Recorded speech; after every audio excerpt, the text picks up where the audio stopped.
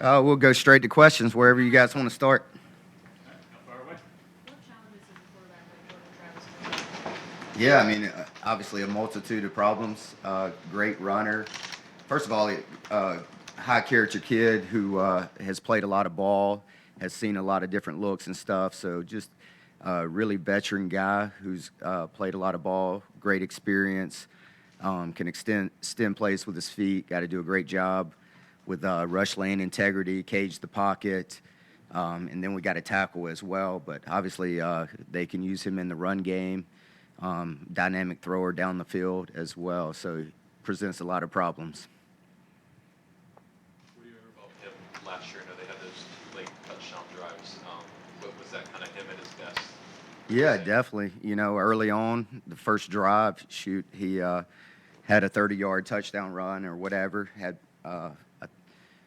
made some guys miss, and yeah, late in the game, you know, obviously he moved it up and down the field on us there the last two drives, throwing the ball around. So, huge challenge. I guess between those moments when y'all did get out to that lead, what do you think kind of the key was to slowing him down? Yeah, I mean, I think we were able to generate pressure. I thought we did an okay job in the run game. Obviously, we gave up 200-something yards rushing that game, but I thought we were able to win some first downs and kind of get them behind the chains a little bit. And we won third down, got off the field, and created turnovers too. Wes, 3 games in, has this group played with sort of the relentless nature that you were looking for during the offseason when you talked with us about? I think each week's been a stepping stone, and I think Saturday night was more like what we want to see. You know, I thought the guys played with relentless effort. There was a lot of energy and a lot of passion.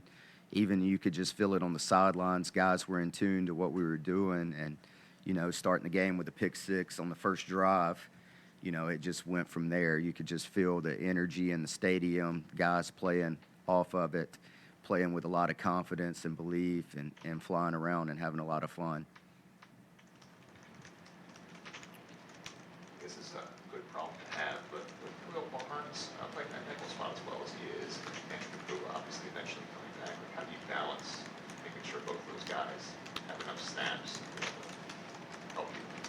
Yeah, definitely. I guess we'll start figuring all that out this week, but the more guys that you have that can cover and tackle well in space, that are dynamic and can move around, you know, it's just a great asset to have guys like that.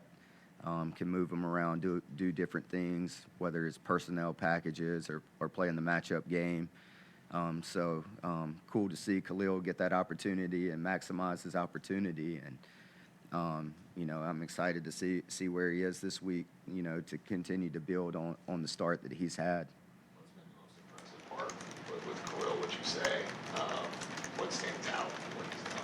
Yeah, I think he's just an amazing young man, just always has a bright smile on his face, great personality, who's really confident in himself and his ability. Really smart young man who understands the game, understands the leverage of playing different coverages as a true freshman, which is pretty unique sometimes, and has a really good skill set. With what Boston College was able to do against Florida State this past week, are there any particular lessons you can take from what they did, kind of getting you close there at the end? I think the biggest thing this week, obviously everything starts with stopping the run game and being dominant up front and being physical at the line of scrimmage. That's what they want to do, is run the football and control the line of scrimmage. And, you know, that's where everything starts this week. And then everything goes through 13, you know, being able to affect him with our rush, our coverage, generating pressure, disguises out back, that sort of thing. And then all their playmakers, you know, they've added number 4 and number 6. Those have been great additions for them. Obviously, got a lot of respect for their running backs. They use them out of the backfield. Obviously, great runners. And you know what 14 is as a deep ball threat. But those other nice additions present problems too. How well do you think y'all controlled the edge last year in Tallahassee, and how much of a issue that in this game sort of matchup was. Yeah, definitely. I think we could have been better at times. Whether that's from the defensive end standpoint, whether that's my guys setting an edge whenever they're down on a tight end. We need to be better at point of attack, no doubt, and get better there and set a hard edge in the run game.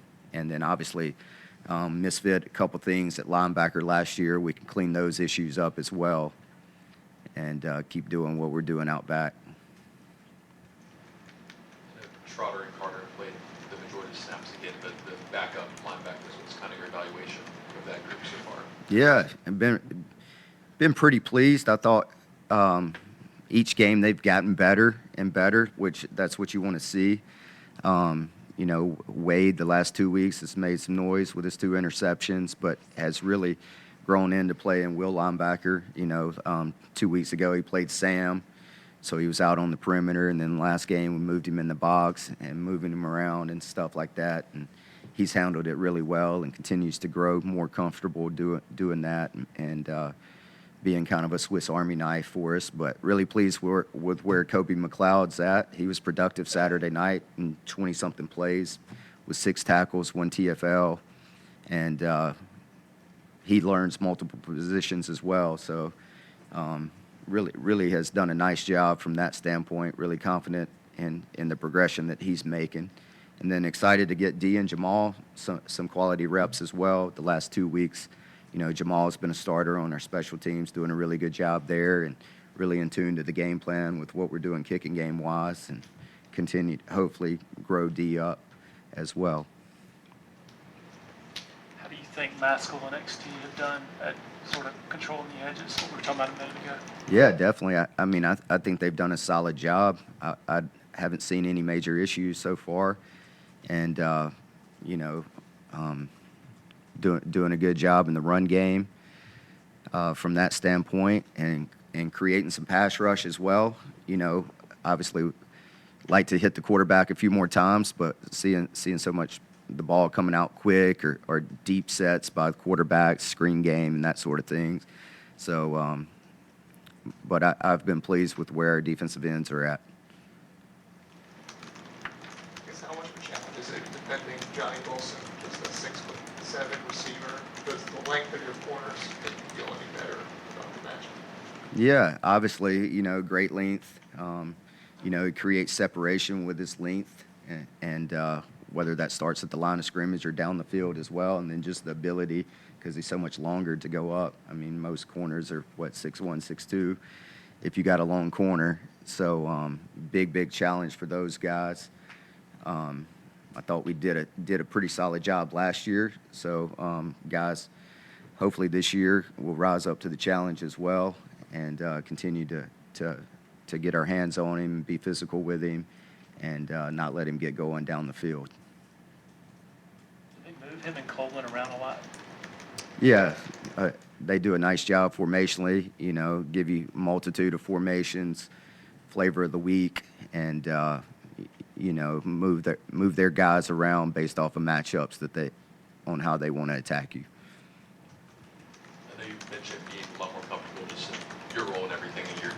Have you felt that these first 3 games? Are you feeling like you're doing different things or doing things with more confidence or something that? Yeah, most definitely. I feel like from a staff standpoint, we've been right there on the same page, coaching things the right way, the same language, guys in the staff room and player-wise know kind of how I see the game, the language, and a lot more consistency and continuity from that standpoint. What was behind Coach Kahn moving from the box to the sideline? He just wanted to be down there to coach his guys more and be more in tune with special teams as well, splitting up all their special teams and stuff. He just felt like that he could be a better asset to the team down there. It's worked out great so far, and he still communicates everything to me that he did from the box. He's just doing it from the field. Seems like he's pretty fiery on the sideline. Does that really help the energy on the field? Yeah, I mean that's been good to have him down there just as another guy to help coach and correct and make adjustments. But far as our in-game adjustments, you know, everything stays the same. Back seven, you know, we all talk the same at the same time or whatever, making the adjustments. Obviously, Jaheim Bell is a player you're familiar with from South Carolina. What different, wrinkles does he bring to that offense now that they have a tight end? I guess has that level of versatility. Yeah, really dynamic player. Got a really good skill set. He's a threat in the passing game to not whether he's motioning in, running boots, down the field vertically, as well as horizontally. You know, and huge problem.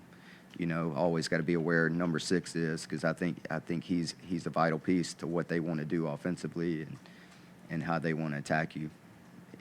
I think Norvell's always wanted a good tight end to use in his offense, and he's got a really good one right now with him. Any questions for Coach from Zoom? Anybody else in the room? To go back to Duke game, what was kind of your diagnosis of what didn't do well defensively in that season? Yeah, just the details, mental errors, and a couple times, and missed tackles was the main thing. Just details, and the last 2 weeks we've gotten better in those areas. And week 4, hopefully, we're better than week 1. Playing a global quarterback like Leonard, having that experience kind of helps you kind of know what you have to fix, what you have to do well. Playing a guy like Travis. Yeah, definitely. I mean, they're kind of two different guys, but very similar in that regard that they can beat you with their legs. And